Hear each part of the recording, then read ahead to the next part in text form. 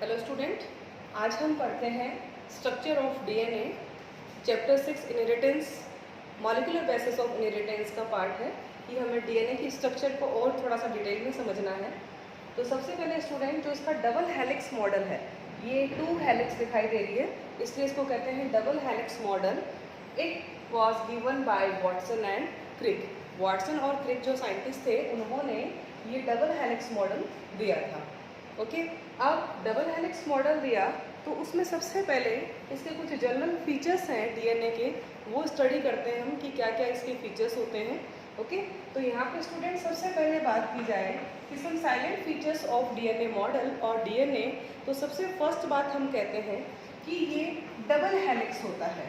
Okay, helix का मतलब होता है यहाँ पर स्पाइरल शेप स्ट्रक्चर, मीन्स ये आपको 2 हेलिक्स दिखाई दे रही है, राइट। और यहाँ पर बीच में यहाँ पर होते हैं नाइट्रोजीनियस बेसिस। ओके, ये नाइट्रोजीनियस बेसिस होते हैं। अब डबल हेलिक्स तो है, बात की जाए कि इसकी बैकबोन किससे तैयार होती है।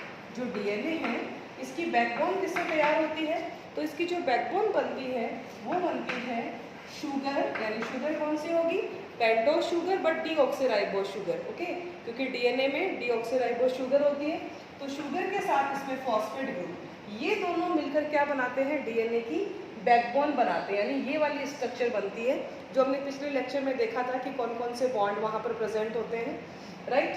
अब उसके बाद में कि शुगर और फॉस्फेट ने तो इसकी बैकबोन बना दी, लेकिन आप यहाँ पर इसका अरेंजमेंट देख रहे हो, तो इसका जो अरेंजमेंट होता है, एक पर लिखा हुआ है 5 प्राइम टू 3 प्राइम और एक पर लिखा हुआ है 3 प्राइम टू 5 प्राइम। इसका मीनिंग क्या होता है स्टूडेंट, जब हम न्यूक्लियोटाइड को आपस में कनेक्ट करते हैं तो हम देखते हैं कि जो 5 पोजीशन पे फॉस्फेट ग्रुप है वो फ्री रहता है और 3 पोजीशन पर जो हाइड्रोक्सिल ग्रुप है वो फ्री रहता है, इसलिए हम क्या लिखते हैं 5 प्राइम और 3 प्राइम। लेकिन यहाँ पर इसकी जो पोलैरिटी होती है, यानी पोलैरिटी की बात करें हम, डायरेक्शन की बात करें, तो वो एंटी पैरेलल होता है।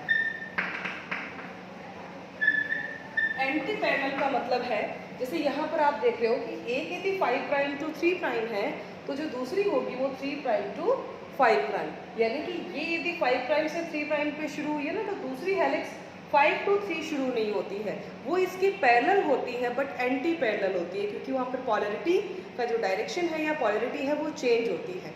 ओके, अब उसके बाद आते हैं हम नाइट्रोजीनियस बेस पे कि जो नाइट्रोजीनियस बेसिस हैं वो कौन कौन से होते हैं। तो हमने आपको बताया था कि प्यूरिन और pyrimidines होते हैं। ओके, एक प्यूरिन हमेशा एक pyrimidine से कनेक्ट होता है। अब यहाँ पर एडिनोसिन थाइमिन से कनेक्ट होगा और साइटोसिन ग्वानिन से, लेकिन इनके बीच जो बॉन्डिंग होती है, हाइड्रोजन बॉन्ड जो प्रेजेंट होता है, एडिनोसिन और थाइमिन के बीच में जो हाइड्रोजन बॉन्ड है वो डबल बॉन्ड होता है, और साइटोसिन और ग्वानिन के बीच में जो बॉन्ड होता है हाइड्रोजन बॉन्ड, वो ट्रिपल बॉन्ड होता है। और आरएनए की बात करेंगे तो वहाँ पर थाइमिन को कौन रिप्लेस कर देगा, यूरासिल रिप्लेस कर देगा। ओके, तो इस तरह से बैकबोन तो बना दिया शुगर और फॉस्फेट ने। आपने अरेंजमेंट की बात की तो वो पोलैरिटी है वो अपोजिट है, यानी कि इनके जो दोनों स्ट्रैंड होते हैं वो कैसे काम करते हैं, एंटी पैरेलल होते हैं।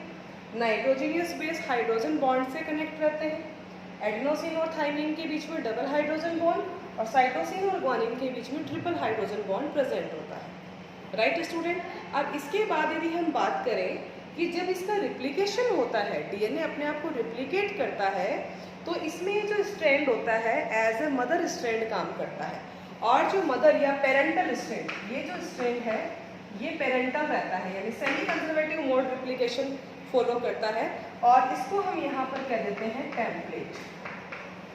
इसको नाम दिया जाता है टेम्पलेट, क्योंकि जो दूसरी एंटी पैरेलल चेन आएगी वो इसके साथ आएगी, तो एक पेरेंटल हो गई और एक दूसरी न्यू होगी।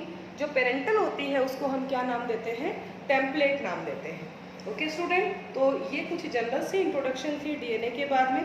अब हम आते हैं कि जो बेस पेयर्स होते हैं डीएनए में, वो जो बेस पेयर है वो किस तरह से, कितना उनमें डिस्टेंस होता है, पिच किसको कहते हैं, ये वाली बातें हम स्टडी करते हैं। ओके,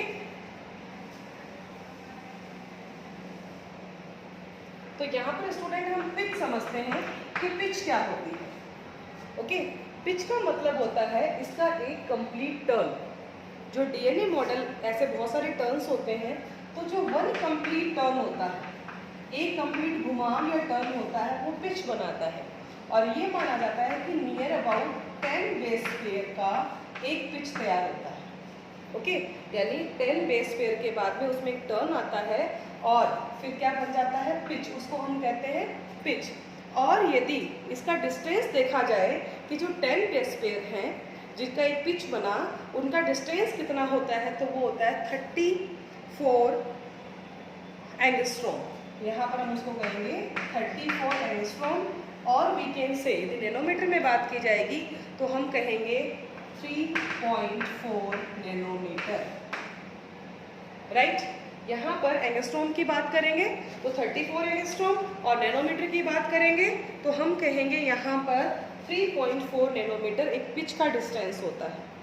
अब यदि हमें दो बेस पेयर, क्योंकि ये तो बेस पेयर हो गया, इन दोनों बेस पेयर के बीच का, मीन्स टू कंटिन्यू जो बेस पेयर है, कॉन्सिक्यूटिव बोलते हैं जिनको, लगातार जो बेस पेयर हैं, उनके बीच का यदि हम डिस्टेंस देखें, ये वाला, तो यदि 10 का 34 एंगस्ट्रॉम या फिर 3.4 नैनोमीटर है और हमें एक का निकालना हो तो हम क्या करेंगे, उसको डिवाइड कर देंगे। यानी 34 एंगस्ट्रॉम है और वो 10 बेस पेयर के लिए है, तो एक का निकालने के लिए हम 10 से डिवाइड करेंगे, आंसर क्या आएगा, 3.4 एंगस्ट्रॉम।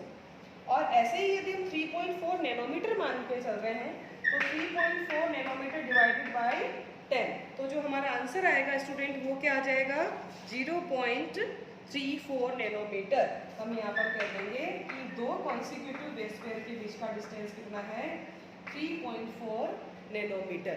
तो इस तरह से यदि हमें पिच पता हो कि 10 बेस पेयर की एक पिच है, उनके बीच का डिस्टेंस पता हो, तो दो बेस पेयर के बीच का डिस्टेंस हम इजीली निकाल लेते हैं।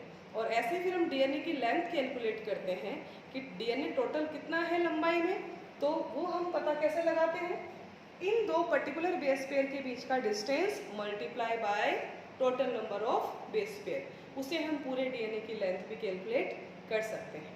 ओके स्टूडेंट, अब इसके बाद हम समझते हैं, एक साइंटिस्ट ने सेंट्रल डोग्मा नाम से एक टर्म दी थी, उसका मीनिंग क्या होता है, कि सेंट्रल डोग्मा क्या होता है, तो उसको देखते हैं स्टूडेंट कि मीनिंग क्या होता है सेंट्रल डोग्मा का। और सेंट्रल डोग्मा किसने दिया था वो भी हम नोट कर लेते हैं, फ्रांसिस क्रिक, एक साइंटिस्ट थे, फ्रांसिस क्रिक, इन्होंने सेंट्रल डोग्मा दिया था। और सेंट्रल डोग्मा क्या होता है उसको समझते हैं आज हम। सेंट्रल डोग्मा का मीनिंग होता है कि डीएनए से डीएनए वापस बनता है, राइट, डीएनए अपनी कॉपी बनाता है, उसको हम कहते हैं replication, replication of DNA. DNA फिर मैसेंजर आरएनए बनाएगा और मैसेंजर आरएनए फिर प्रोटीन बनाएगा। ओके, तो यहाँ पर डीएनए ने डीएनए बनाया, उसको हमने कहा रिप्लिकेशन।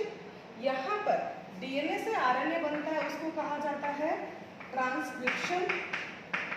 ओके, और मैसेंजर आरएनए से जो प्रोटीन बनता है उसके लिए हम टर्म यूज करते हैं ट्रांसलेशन। तो ये होता है स्टूडेंट हमारा सेंट्रल डोग्मा। सेंट्रल डोग्मा का मीनिंग कि डीएनए यदि आरएनए बनाता है तो उस टर्म को क्या कहते हैं, और आरएनए से प्रोटीन बनता है तो उस टर्म को हम क्या कहते हैं। तो डीएनए से डीएनए बनना रिप्लिकेशन, डीएनए से मैसेंजर आरएनए बनना ट्रांसक्रिप्शन, और मैसेंजर आरएनए से प्रोटीन बनने को हम क्या कहते हैं, ट्रांसलेशन। तो ये कुछ बेसिक नॉलेज और था अबाउट डीएनए, कि उसकी स्ट्रक्चर कैसे अरेंजमेंट होता है, एंटी पैरेलल क्यों होती है, बेस पेयर के बीच का डिस्टेंस कितना है, और सेंट्रल डोग्मा क्या होता है। तो इससे आगे कि ई कोलाई में और ह्यूमन बीइंग के जो डीएनए की लेंथ कैलकुलेट करना हम नेक्स्ट लेक्चर में समझेंगे। Okay, thank you student.